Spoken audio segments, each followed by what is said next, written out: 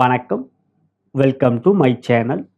பாரத் கர்மா healing centre சார்பாக ஜோதிடர் நல்லபிரமா பேசுகின்றேன். தற்பொழுது நாம் மே மாதம் 19ஆம் தேதி 2025 நடைபெறுகின்ற ராகு கேது பெயர்ச்சி ராசி பலன்களை மேஷம் முதல் மீனம் வரை அனைத்து ராசி அன்பர்களுக்கும் காணவிருக்கின்றோம். விக்னேஸ்வராய நமக.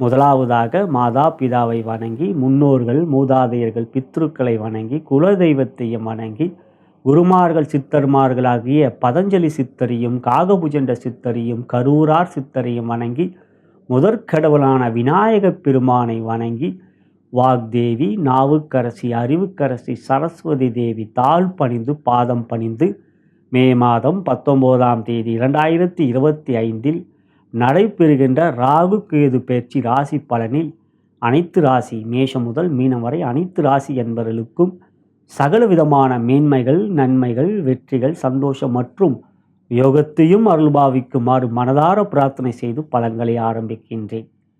தற்பொழுது ராகு பகவான் மீன ராசியிலும் கேது பகவான் கன்னி ராசியிலும் இருக்கின்றார்கள். 2025 மே மாதம் 19ஆம் தேதி அன்று ராகு பகவான் மீன ராசியில் இருந்து கும்ப ராசிக்கு பயிற்சியாகிறார்.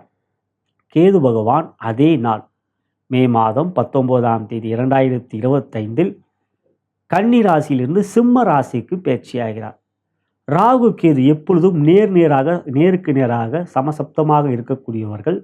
மேலும் ராகு மற்றும் கேதுவாகப்பட்டவர்கள் பின்னோக்கி செல்வார்கள். மற்ற 7 கோள்கள் சூரியன் முதல் சனி வரை மற்ற 7 கோள்கள் முன்னோக்கி செல்லக்கூடியவர்கள் கிளாக் வைஸாக.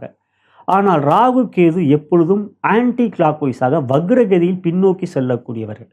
எனவே ராகு பகவான் மீன ராசியிலும் அதுக்கு பின் ராசியான கும்பராசிக்கு மே மாதம் 19ஆம் 2025 பின்னோக்கி கும்பராசிக்கு வருகிறார். கேதுவும் அதே போலவே கன்னி ராசியிலிருந்து சிம்ம ராசிக்கு செல்கிறார். அவ்வாறு பார்க்கின்ற பொழுது ராகு பகவான் கும்பராசியிலே 3 நட்சத்திரங்களில் சஞ்சாரம் செய்வார். புரட்டாதி, சதயம் மற்றும் அவிட்டம். கேது பகவான் சிம்ம ராசியிலே 3 நட்சத்திரங்களில் சஞ்சாரம் செய்வார். உத்திரம், பூரம் மற்றும் மகம். ஆகையால் இந்த 2025 மே 19 முதல் அடுத்த ஆண்டு 2026 டிசம்பர் 6 வரை ராகு கேது ஆகப்பட்டவர்கள் அவர்களுடைய ராசி பலனாகப்பட்டது கும்பராசியிலும் கன்னிராசி சிம்ம ராசியிலும் இருக்கின்ற ராகு கேது ஆகப்பட்டவர்கள் 566 நாட்கள் 566 டேஸ் இவர்கள் இந்த இடத்தில் சஞ்சாரம் செய்ய போகிறார்கள். எனவே இப்பொழுது ராகு மற்றும் கேது உங்களுடைய ராசிக்கு எவ்வாறு பலாபலன்கள் கொடுக்கவிருக்கிறார்கள் என்பதை காணலாம். தற்பொழுது நாம் கும்பராசி அன்பர்களுக்கான மே 19, 2025 அன்று நடைபெறுகின்ற ராகு கேது பெயர்ச்சிக்குரிய கோச்சார பலன்களை தற்பொழுது காணவிருக்கின்றோம். அன்புள்ள கும்பராசி அன்பர்களே, உங்கள் ராசிக்கு 2ஆம் இடம் மீன ராசியில் அமர்ந்திருந்த ராகு பகவான் பின்னோக்கி உங்கள் ராசிக்கு வந்து அமர்கின்றார். கும்ப ராகுவாக அமர்கின்றார், அருள் பாவிக்கின்றார். உங்கள் ராசிக்கு 8ஆம் இடத்தில் கன்னி ராசியில் அமர்ந்திருந்த கேது பகவான் பின்னோக்கி சிம்ம ராசிக்கு வருகிறார். சிம்ம கேதுவாக அருள் பாவிக்கிறார். பொதுவாக 2லும் 8லும் ராகு இருப்பது யோகமல்ல.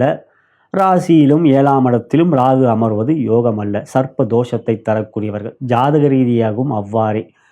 ஒருபுறம் 7ரை சனியும் நடைபெறுகின்றது. ராசிக்கு 2ஆம் இடத்தில் சனி பகவான். ராகு கேது நிழல் கிரகங்கள். ராகு என்கின்ற நிழல் உங்கள் ராசியை ஆக்கிரமிக்கிறார்கள். கேது என்கின்ற நிழல் உங்கள் ராசிக்கு நேர் 7ஆம் இடத்தில் நேர் எதிர்துருவமாக 7ஆம் இடத்தில் உறவுகளை குறிக்கக்கூடிய கணவன் மனைவி உறவு, நண்பர்கள், கூட்டு தொழில், கூட்டு பங்குதாரர்கள் போன்ற இடத்தை கேது ஆக்கிரமிக்கிறார். மனதை இருள் சூழ்கிறது. சனி பகவான் 2ஆம் இடம் தனஸ்தானத்தில் அமர்கின்றார். பொதுவாக ராகு ராசியிலே அமர்ந்திருக்கின்ற பொழுது ராகுவோடு வேறு ஒரு கிரகம் சேர்ந்தால் ராகுவால் பாதிப்பு இல்லை. அதே போலவே சனி 2ஆம் இடத்தில் இருக்கின்ற பொழுது சனியோடு வேறு கிரகம் சேர்ந்தால் சனி பாதிப்பு இல்லை. இதுவரை ஜென்ம சனி நடைபெற்று வந்தது. ஜென்ம சனி முடிந்து இப்போ பாத சனி நடக்கின்றது. இப்பொழுது ஜென்ம ராகு. ஆகையால் உங்களுடைய எண்ணங்கள், செயல்கள் மற்றும் முயற்சிகளிலே இருள் சூழும். எந்த ஒரு விஷயத்திலும் கவனமாக நீங்கள் செயல்பட்டாலும் தடைகளை நீங்கள் எதிர்கொள்ள வேண்டியதாக இருக்கும். தசாபுத்தி அந்தரங்கள் சாதகமாக இருந்தாலும் இத்தகைய நிழல் தேவையற்ற ஒரு தடைகளை கொடுக்கும். நமக்கு வேண்டியவர்களே நமக்கு எதிராக சதி செய்வார்கள். நாம் நம்பியவர்களே நமக்கு பின்புறமாக நமக்கு எதிராக குழி பறிப்பார்கள். நிழல் நம் கண் முன்னால் இருக்காது, பின்னால் இருக்கும். ஆகையால் யாரையும் நம்பக்கூடாதா அப்படி என்றால் நிச்சயம் அவற்றை நீங்கள் ஏற்றுக்கொள்ளத்தான் வேண்டும். கோள்களின் கோலாட்டத்தில் கிரகங்கள் மாறிக்கொண்டே தான் இருக்கும். அதே ராகு உங்களுக்கு அடுத்த வாட்டி 12க்கு போவார் ராசிக்கு, கேது 6க்கு வருவார், சனி 2ல் இருக்கிறவர் 3க்கு போவார். எல்லா ராசிக்கும் ஒரே நேரத்தில் எல்லா கிரகமும் நன்றாகவும் இருக்காது, எல்லா கிரகமும் சில சமயம் பாதிப்பு கொடுக்கும். இங்கே பார்த்தீங்கன்றால் ராசிக்கு ராகு வர அதே மாதத்தில் மே மாதம் 14ஆம் தேதி உங்களுக்கு குரு 5க்கு போகிறார். 5ஆம் இடத்தில் குரு இருப்பது சிறப்பு. நம்மளுடைய பாரத் கர்மா ஹீலிங் சேனலிலே குரு பயிற்சிக்குரிய பலன்கள் பதிவேற்றம் செய்துவிட்டோம். கும்பராசிக்குரிய குரு பயிற்சி பலன் 5லே குரு வருவதை நிறைய பேர் பார்த்து அவர்களுடைய கருத்துக்களை தெரிவித்திருக்கிறார்கள். நீங்கள் இதுவரை பார்க்கவில்லை எனில் குரு பயிற்சிக்குரிய பலன்களையும் பாருங்கள். குரு சிறப்பாக வருகிறார். எனவே முதல்ல நம்ம ராகுவை பார்ப்போம் நிழல் கிரகத்தில். அடுத்தது கேதுவை பார்ப்போம். ராகு கொஞ்சம் பலம் வாய்ந்தவர், கேது அதுக்கப்புறம்தான். சூரியனை பிடிக்கக்கூடியவர் ராகு, தான் சூரிய கிரகணம். கேது சந்திரனை பிடிக்கக்கூடிய சந்திர கிரகணம். எனவே அப்படி பார்க்கும் பொழுது ராகு உங்கள் ராசிக்கு வருகிறார். மனதை கெடுப்பார், செயல்களை தடுப்பார், முயற்சியிலே பல்வேறு விதமான சோதனைகளை கொடுப்பார். சோதனை என்பது ராகு ரொம்ப பிடிக்கும். ராகுவை போல் கொடுப்பார் இல்லை, கேதுவை போல் கெடுப்பார். ஏன்னா ராகு தான் நிறைய கெடுக்கவே செய்வார். கேது ஞானத்தை கொடுப்பார், பேரின்பத்தை நாட வைப்பார், சிற்றின்பத்தை விரும்ப மாட்டார். ஆனால் ராகு அதே சிற்றின்ப யோகத்தையும் கொடுப்பார், கோடீஸ்வர யோகத்தையும் கொடுப்பார். அதை கெடுக்கணும்னா ரோட்டுக்கு வர வச்சுருவார். ஆகையால் இந்த ராகு தசை உங்கள் வாழ்க்கையில் உங்கள் சதய நட்சத்திலையும் நீங்கள் பிறந்தவங்களாக இருப்பீர்கள். அதே சமயத்தில் அவிட்டம் மற்றும் சதயம் அப்புறம் புரட்டாதி, இதுதான் கும்பராசி. அப்படி பார்க்கும் பொழுது உங்களுடைய ராசி ஒரு அற்புதமான ராசி. நீண்ட ஆண்டுகள் நடக்கக்கூடிய தசைகள் உங்கள் வாழ்க்கையிலே வரும். காரணம் சனி தசை, புதன் தசை என்பது உங்கள் வாழ்க்கையில் முக்கியமான காலகட்டங்களில் நடைபெறும். கும்பராசியில் பிறந்தவங்க மிகப்பெரிய செலிபிரிட்டியாக இருக்கிறார்கள், இப்போவும் இருக்கிறார்கள். அதை நான் லிஸ்ட்டு போட்டேன்னா பெரிய லிஸ்ட்டாக போகும், இந்த டைமே பார்த்தார். கும்பராசி அப்படி ஒரு அற்புதமான ராசி. சதயத்தில் பிறந்தவர்கள் சாதித்தவர்கள். அவிட்டமும் அவ்வாறு, புரட்டாதியும் அவ்வாறு. அப்படி பார்க்கும் பொழுது சனி புதன் தசை உங்களுக்கு நடைபெற்றுக்கூட, குறிப்பாக அந்த திசைகள் உங்களுக்கு சாதகமாக இருந்தால் நிச்சயம் பெரிய பாதிப்புகள் வந்தாலும் அவற்றை நீங்கள் எதிர்கொள்வீர்கள், வெற்றியிலும் பெறுவீர்கள். காரணம் குரு தசை 16 வருஷம், சனி தசை 19 வருஷம், புதன் தசைன்னு பார்த்தீங்கன்னா அது 17 வருஷம். அப்புறம் கேது தசை நடந்து கொண்டால் கவனம் வேண்டும். கேது தசை புரட்டாதியில் பிறந்தவங்களுக்கு கேது தசை நடக்கும் சீக்கிரம்னா மத்தியம வயசில். ஏனென்றால் அப்புறம் குரு தசை சனி, அப்புறம் பார்த்தீங்கன்னா சனி புதன் அப்புறம் கேது. அது கவனமாக இருக்கு. உங்கள் ராசிக்கு 7ல் கேது வர்றதுனால. அதே சமயத்தில் புதன் தசை சுக்கிர தசை இல்லை, புதன் தசை, குறிப்பாக புதன் தசை சனி தசைனா உங்களுக்கு யோகாதிபதி ராசியாதிபதி சனி. அப்படி பார்க்கும் பொழுது இந்த தருணத்தில் உங்கள் ஜாதகத்தை பார்த்து கொள்ள வேண்டும், நிச்சயம் பார்த்து கொள்ள வேண்டும். சனி 7 இருக்கு இல்லையா. இருந்தாலும் முதல்ல ராகு பார்க்கும் பொழுது ராகு புரட்டாதி நட்சத்திரத்தில் முதலில் சஞ்சாரம் செய்வார். ராகு பார்த்தீங்கன்னா மே 19 முதல் நவம்பர் மாதம் 23ஆம் தேதி 2025 6 மாதங்கள், குறிப்பாக 6 மாதங்கள் ராகு புரட்டாதியில் சஞ்சாரம் செய்வார் ராசியில். அப்போ ராகுக்கு 5ல் அதாவது உங்கள் ராசிக்கு 5ல் குரு இருப்பார். குரு உங்கள் ராசியை பார்ப்பார், ராகுவையும் பார்ப்பார். ஆகிய ராகு நிச்சயம் இந்த காலங்களில் பெரிய அளவில் பாதிப்புகளை செய்ய மாட்டார், சில நன்மைகளையும் செய்வார். கொஞ்சம் வேகமாக சில முடிவுகள் எடுப்பீர்கள், அந்த தவறான முடிவுகளாக இருக்காது. குரு பார்வை இருப்பதனால் அந்த முடிவுகள் சாதகமாகவே அமையும், ஓரளவுக்கு அந்த சாதகமாகவே அமையும். தசாபுத்தியும் சம நிச்சயம் அது யோகமாகவே அமையும். இந்த நாளுங்கள், இந்த மாதங்கள் உங்களுக்கு நன்மை தான். நவம்பர் 23, 2025 முதல் 2026 ஆகஸ்ட் 1 வரை, அடுத்த வருடம் ஆகஸ்ட் 1 வரை சதயம் நட்சத்திரன்ற தன்னுடைய சொந்த நட்சத்திரத்தில் சஞ்சாரம் செய்வார். இந்த தருணங்கள் மிக மிக கவனம் வேண்டும். காரணம் ராசியில் அமர்ந்திருக்கிறனால தவறான முடிவுகளை எடுக்க வைப்பார். 7:30 நடந்து கொண்டிருக்கும். பெரிய அளவில் என்ன தவறு தெரியுங்களா? ராகு பேராசையை கொடுப்பார். பங்கு சந்தையில் பெரிய அளவில் சம்பாதிக்கலாம் அப்படின்ட்டு நம்ம நல்லா ஒழுங்காக ஒரு வேலை பார்த்துக்கிட்டு இருப்போம். அந்த வேலையில் சம்பாதிச்சு சேமித்து வச்சுருப்போம். யாரோ ஒருத்தன் வருவான், நீங்கள் இல்லைன்னா யாரோ ஒருத்தன் உங்களுக்கு அட்வர்டைஸ்மெண்ட்டில் பெருசாக ஒரு ஆசையை காட்டுவான். ஏன் நிறைய ஜோதிடர்கள் ஜோதிடாட்டத்தில் நீங்கள் இவ்வளோ கோடியை சம்பாதிக்கலாம், பங்கு சந்தையில் இந்த ராசி இந்த இதை பண்ணிங்கன்னா இந்த ஒரு சோம்பை கையில் வச்சா நீங்கள் இத்தனை சாதிப்பீங்க, இவ்வளோ மயக்கலாம் அப்படின்ட்டு ஒரு நல்ல ஜோதிடர்கள் நான் நினைத்து கொண்டு இருக்கின்ற பெரிய மனித ஜோதிடர்களே தவறான பாதையில் மக்களை ஊக்கப்படுத்துகிறார்கள். இப்படி பண்ணா கோடி, அப்படி பண்ணா கோடி, அது அவங்களுக்கு தெரிஞ்சு அவங்களும் அந்த பல கோடியை சம்பாதிச்சிருக்கலாமே. லாட்ரியில் யோகம் வரும் அதை வருமான்ட்டு என்ன கேட்குறாங்க. நான் திரும்பி கேட்குறேன், அது தெரிஞ்சால் நானே அந்த லாட்ரி சீட்டை வாங்கிடுவேனே. அதுக்குன்னு ஒரு யோகம் இருக்குது. அதுக்கு லாட்ரியில் சம்பாதிக்கிறதுக்கு அடிக்காதும். ஆனால் அந்த கர்மா முற்பிறவி அதில் ஒரு நல்ல நேரம் நான் சொன்னீங்களா, இப்போ திருப்பி அடுத்த ஒரு முகூர்த்தத்தை சொல்லுறதுல அவங்களுக்கு மிக முக்கியம். அதில் ஒரு நாள் அவங்களுக்கு எதேர்ச்சியாக நடக்கும். அதெல்லாம் ஒரு ஜோதிடரால் முழுமையாக அந்த நாள் தெரிஞ்சதுனால் நிச்சயம் அவரே கோடீஸ்வரர் ஆயிடுவார். ஆகையால் இந்த காலங்களில் சதயத்தில் வருகின்ற ராகுவோடைய காலங்களில் கவனம் வேண்டும். மிகப்பெரிய பொருளாதார இழப்புகளை கொடுக்க வாய்ப்புகள் இருக்குது. அதுலேயும் குறிப்பாக ஜூன் மாதத்தில் அது வரைக்கும் குரு பார்ப்பார். அப்போ ஜூன் மாதத்துலேருந்து வேலைக்கு அப்போ இந்த ஜூன் ஜூலை ஆகஸ்ட் ஒன்று தானே. இந்த அடுத்த வருடம் 2026 ஜூன் ஜூலையில் மிக மிக காரணம் ராகுவும் கேதுவும் மே 19, 2025 முதல் டிசம்பர் 6, 2026 வரை 566 நாட்கள் 560 days இருக்க போகிறாங்க. ராசியில் ராகு 7 கேது. ஆகிய சதயத்தில் இருக்கின்ற காலம் கும்பராசி சகோதர மிக கவனம் வேண்டும். அதன் பிறகு ஆகஸ்ட் 1, 2026 முதல் டிசம்பர் 6 வரை 2026 செவ்வாய் நட்சத்திரம் அவிட்டத்தில் சஞ்சாரம். அந்த காலம் அதுவும் கவனம்தான். சனிக்கும் செவ்வாய்க்கும் ஆகாது, ராகுக்கும் செவ்வாய்க்கும் ஆகாது. எனவே இந்த நேரத்தில் ராகுவை குருவும் பார்க்க மாட்டார். ஆகையால் கவனம், நிதானம், பொறுமை வேணும். அப்போ குரு வேறு 6க்கு போயிடுவார். 6க்கு குரு அடுத்த வருஷம் ஜூன் மாதம் 6ஆம் தேதி ஜூன் மாதம் போயிடுவார். எனவே இந்த தருணங்களில் ராகுவால் சில பாதிப்பு இருக்குது. அதுக்கு என்ன செய்யலாம் அதை அடுத்ததாக பார்ப்போம். அடுத்ததாக கேது உங்களுக்கு 7க்கு வரார். கேது ஞானத்தை கொடுப்பார். அதே சமயம் உறவுகளை கெடுப்பார். கேது கெடுப்பார். ராகு கொடுப்பார்னு நான் சொன்னேன் இல்லையா, கொடுப்பார். ஆனால் பல விதம் பேக் டோரில் கொடுப்பார். கேது ஸ்ட்ரெயிட் டோர்லேயே அடிப்பார் நெத்தியில். காரணம் உறவுகளை சிதைக்கக்கூடியவர் கேது பகவான். பேரின்பத்தை கொடுக்க கூட கொஞ்சம் பைத்தியத்தையும் கொடுப்பார். ஆகையால் 7ஆம் இடத்தில் இருக்கிற உறவுகளை பிரிக்க பார்ப்பார் கேது. நிச்சயமாவது பிரச்சனைகள் கொடுக்கக்கூடிய வகையில் இருக்கும். அதுவும் சிம்ம வீட்டில் இருக்கார். ஆகையால் கேதுவை முதல்ல அவங்க நட்சத்திரத்தில் என்னான்னு பார்ப்போம். முதல்ல பார்த்தீங்கன்னா சூரிய நட்சத்திரத்தில் இருக்கிறார். சூரிய நட்சத்திரம் அப்படின்னா உத்திரம்.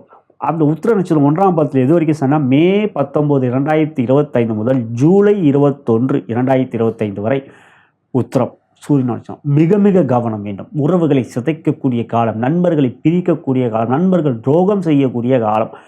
உங்களுடைய கூட்டுத் தொழிலாக இருந்தால் கூட்டுத் தொழிலே பிரிவுகளை கொடுக்குறது. ஏன்னா கும்பராசிக்கும் செலிபிரிட்டின்னு சொன்னீங்க, சினிமா துறையில் இருக்கிறாங்க, பெரிய நடிகர்கள் இருக்காங்க, பெரிய தொழிலதிபர் இருக்காங்க. அவங்கள எல்லாம் நண்பர்களால் பழிவாங்க, நண்பர்களால் ஒரு பெரிய அளவில் பாதிப்பை சந்திக்கக்கூடிய வாய்ப்புகள் இருக்குது. இந்த தருணம் மிக மிக கவனம் வேண்டும். கேது சூரியனுடைய நட்சத்திரத்தில் சூரியனுடைய வீட்டில் இருக்கிறதுனால உத்திரத்தில் இருக்கிறார். இதுவரை ஜூலை 21, 2025 வரை. அதன் பிறகு என்று பார்க்கணும் ஜூலை 21, 2021 மதியத்துக்கு பிறகு அப்படின்னு பார்க்கும்போது சுக்கிரனுடைய நட்சத்திரமான பூரத்துக்கு வருவார். அது பாதிப்பில்லை.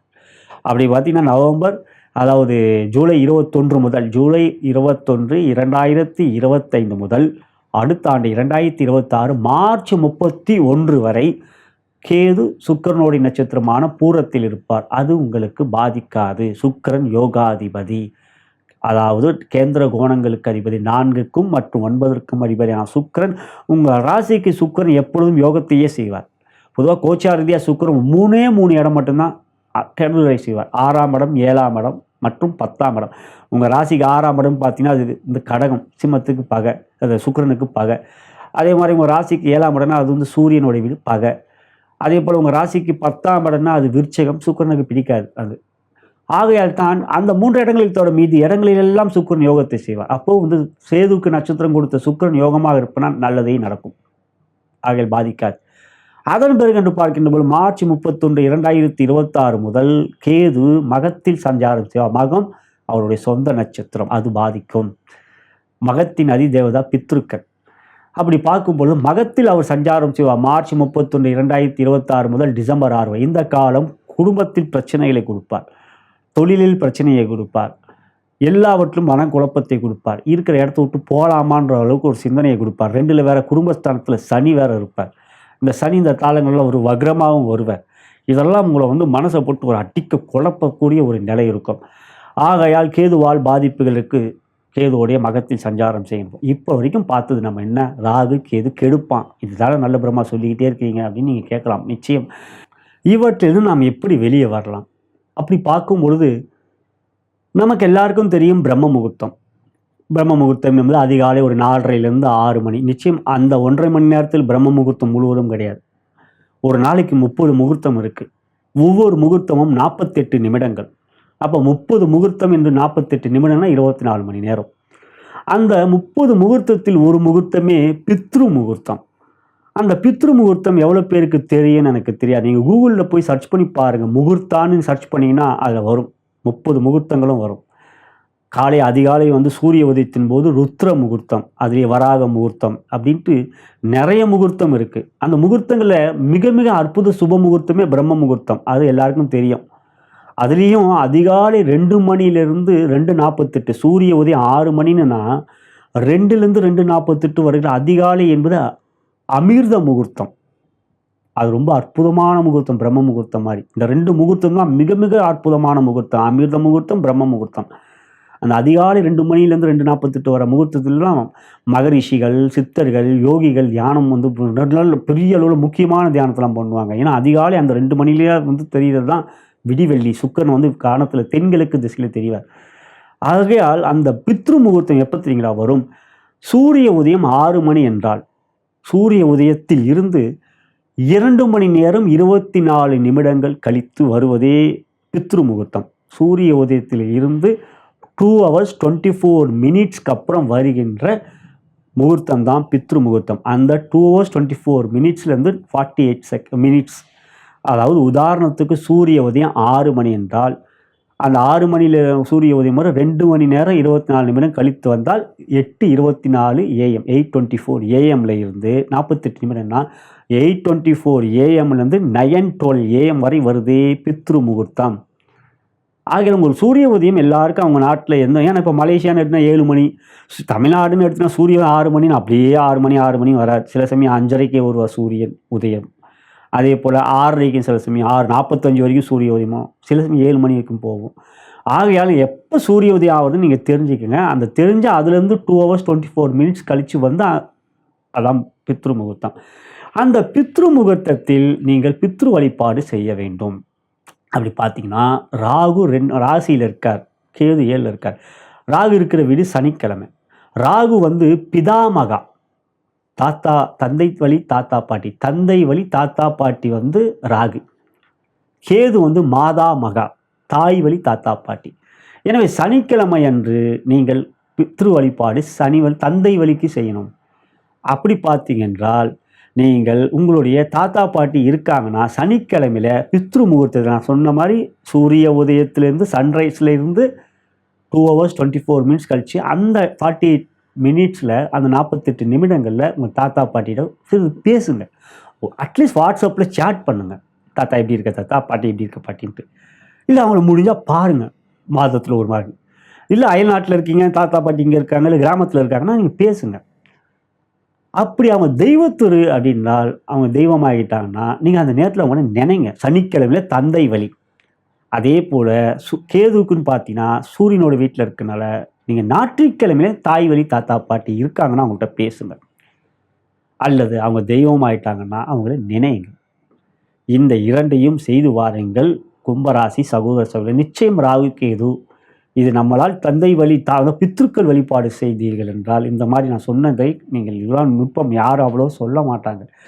இதெல்லாம் தேவ ரகசியம் அப்படின்னு சொல்லிட்டு வேணாம் சொல்லக்கூடாதுன்னு என் குருமார்கள் சொல்லியிருக்கிறாங்க. மக்களுக்கு பயன்படும் வேண்டிய நேரத்தில் தருணத்தில் சொல்லுவேன். இப்போ பார்த்தீங்கன்னா கும்பராசி உங்களுக்கு மட்டும் சொல்ல, மகர ராசிக்கு சொல்லியிருக்கேன், சிம்ம ராசிக்கு சொல்லியிருக்கேன், கடகராசிக்கு சொல்லியிருக்கேன். ஏன்னா அவங்களுக்கும் நான் பண்ணியிருக்கேன், அவங்களுக்கும் பாதிக்குது. எனவே நீங்கள் இவற்றை செய்வதன் மூலம் இது மாதிரி பண்ணும்போதும் நீங்கள் நிச்சயம் ராகு கேது உங்களுக்கு தந்தை பித்ருக்கள் ஆசியாலும் குலதெய்வத்தையும் வணங்கி வருவதும் குலதெய்வ ஆசியாலும் நிச்சயம் நீங்கள் பாதிக்கப்பட மாட்டீர்கள், நன்மைகளையும் பெறுவீர்கள். மேலும் ராகுக்குரிய துர்க்கை வழிபாடு செய்யுங்கள், கேதுவுக்கு கணபதி வழிபாடு செய்யுங்கள். கணபதி வீட்டில் சிலை வைத்து மஞ்சள் பிடித்து வைத்தாலும் விநாயகர், வினைகளை அகற்றக்கூடிய விநாயகர், கணங்களின் அதிபதியான கணபதியை, யானை முகத்தோனை வணங்குங்கள். தூமகேதுவே போற்றி. தூமகேது, தூம என்பது ராகு, கேது அவர். ஆகையால் தூமகேது, கேதுவோடைய அதிதேவதா கணபதி என்பதனால் கேதுவை வணங்குவதனால் கணபதியை வணங்குவதன் மூலம் கேதுவும் பாதிக்கப்படும், கேதுவால் பாதிப்பு இருக்காது. தூமகேதுனா ராகுவையும் வணங்கமான மாதிரி. எனவே ஸ்ரீ ஓம் ஸ்ரீ தூமகேதுவே நமகா இல்லை ஓம் ஸ்ரீ தூமகேதுவே போற்றி என்று வணங்குங்கள். நீங்கள் வைக்கின்ற சிலமே தூமகேது கணபதி அப்படின்ட்டு வையுங்கள். இவற்றை செய்வதன் மூலம் நிச்சயம் ராகு கேது மனமகிழ்ந்து பித்ருக்கள் வழிபாடு செய்வதன் மூலம் உங்களுக்கான அந்த ராசியில் ஜென்மராகு, 7ஆம் இடம் சப்தமக்கேது, கும்பராகு, சிம்மக்கேது நிச்சயம் பாதிப்புகளை செய்ய மாட்டார்கள். கும்பராசி சகோதர சகோதரிகளை, நான் வணங்கும் பித்ருக்களும் குருமார்கள் சித்தர்மார்களும் பார்வதி தேவி சிவபெருமானும் கும்பராசி அன்மர்களான உங்களுக்கு இந்த ராகு கேது பயிற்சியிலே சகலவிதமான மேன்மைகள், நன்மைகள், வெற்றிகள், சந்தோஷம் மற்றும் யோகத்தை மருள் புரிவார்கள் என்று கூறி நன்றி கூறி விடைபெறுகின்றேன். வணக்கம்.